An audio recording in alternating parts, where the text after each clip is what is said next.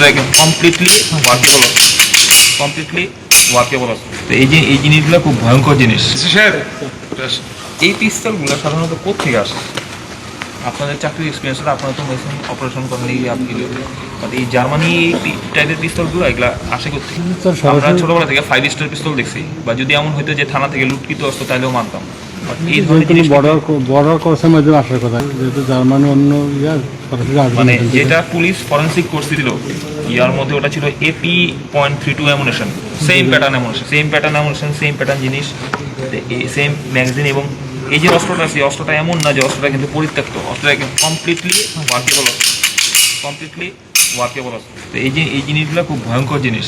চোরাগপ্তা হামলা কেউ করে গেলে এটা ঠেকানোর কোনো কায়দা নেই। আমি ফার্স্টে ভাবছিলাম যে হয়তো ইনিশিয়ালি এটা হয়তো লুটকিত অস্ত্র হবে, বা ছোটোবেলা থেকে আমি দেখলাম যে 5 স্টার থাকতো না সন্তোষে বলে, তখন দেখলাম যে এটার সাথে এটার কোনো ইয়াই নেই।